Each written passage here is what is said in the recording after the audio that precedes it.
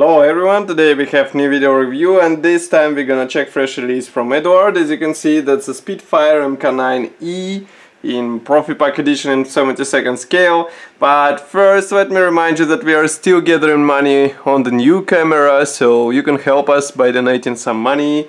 It shouldn't be a big amount, it can be, let's say, $5. It will be more than enough if you will combine your, let's say, wish, and we will be able to get a new camera. Just press the donate button on our website and it will help us greatly. So this Spitfire is one of the recent releases from Czech company Eduard. As you can see, it is molded in the 1/72nd scale and we have this nice box art, and as far as I can guess it was made by Piotr Forkasevich. Here we have 5 marking options which are included into this kit. As you can see, they are quite colorful and I think they will be interesting to assemble. And on the other side we have some information about the kit, that it's made in Czech Republic, and QR code for the kit info page, but that's nothing serious. And that's a top opening box. Here is what we have inside. So this plastic might be familiar for some of you because that's a Spitfire in 1/72nd scale, even though that's an E version of this famous aircraft. So first I'm going to open this plastic bag with small, let's say relatively small plastic sprues. Here we have minor elements for external and internal detailing. Mostly these parts will go inside of your aircraft, but still it is interesting to see what is here, especially if you didn't see the previous reviews. So here is the first frame. I will zoom in so that you can see it. Here we have parts for the cockpit, several types of the dashboard, of the rear panel. Also here we have several types of exhausts, 2 types of fuel tanks, also 2 types of the landing gear covers. Everything is molded nicely. Size of these parts is really small. Don't forget that this is a 1/72nd scale, and I can even zoom in so that you can see, for example, this dashboard or those fuel tanks with nice riveting on them. They look really good, even though some attachments might require due care, because otherwise you might damage the part while separating it. So be careful and take your time, do not hurry with such elements. Next we have another plastic sprue, and here once again we have parts for the cockpit. For example, here we have side panels for the cockpit, and then also we have some parts for the landing gear. For example, here we have, let's say, wheel rims. Here we have separately molded tires.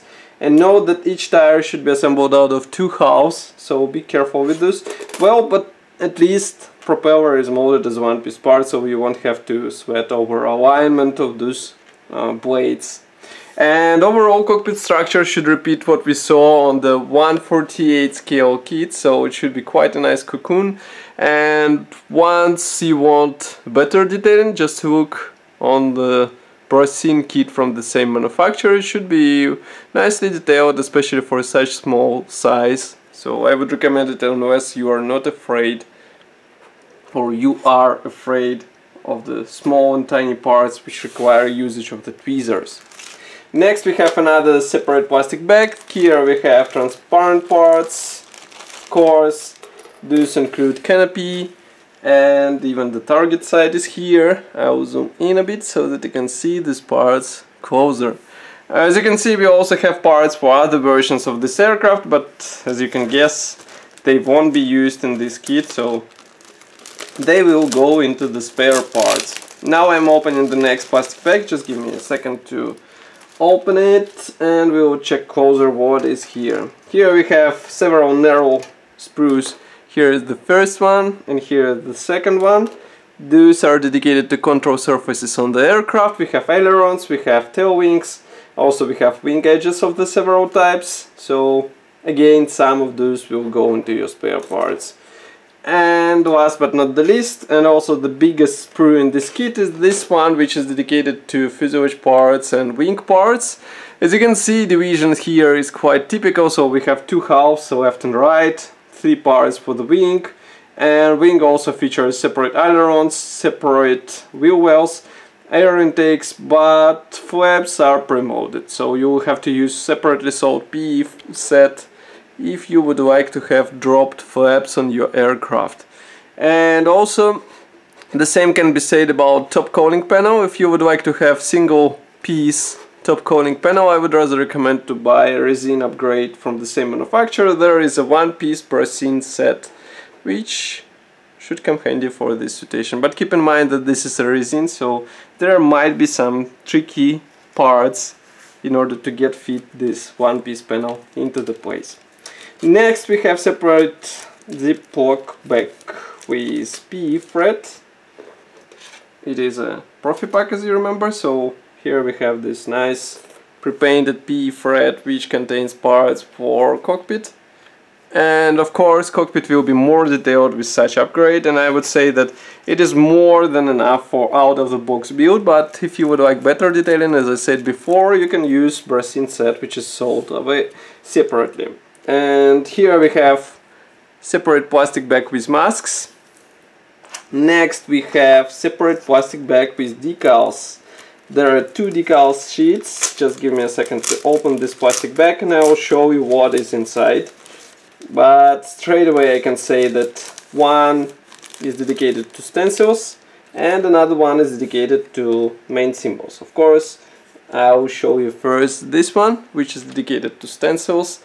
It is printed in Eduard, and I think you can guess why I'm mentioning where it was printed, because the second is made in cartograph. Surprisingly for Profipack, it was printed in cartograph. Here you can see it, excellent printing quality, and I think application of those decals will be easy as well. Note that we also have decal for the dashboard in case you don't like or don't want to use PE parts on your model. You just have a simple and easy to apply decal. Also here we have propeller spiral, so it should be nicely detailed. Your aircraft should be nicely detailed as a result. Here we have the last component of this kit, but it's nonetheless important. It's assembly manual with short history note on the first page. Then we have a parts map here. Note how many parts won't be used in this build. Assembly process starts with cockpit, of course. Then we continue with fuselage, wings, tail, fairing, also the frontal section, propeller, canopy, some outer elements. As you can see, you can choose between several types of bombs or external fuel tanks. Here we have masks application guide, and here we have marking guides for 5 marking options. These are printed in color. Paint numbers are given in Gunzi designations, but of course nobody stops you from converting to the necessary manufacturer. And note that there are several wing types, so you can have a clipped one or you have prolonged one. So it will be up to you which one you would like to have on your aircraft. And here on the last page we have stenciling guide for this aircraft. So even though this is a 1/72 scale aircraft, still you will have stencils on your aircraft. That's all for this video review. I hope you enjoyed it. As usual, don't forget to leave your opinion in the comment section below. If you like this video, press the like button and subscribe to our YouTube channel, and I will see you in the next video review as usual. Bye!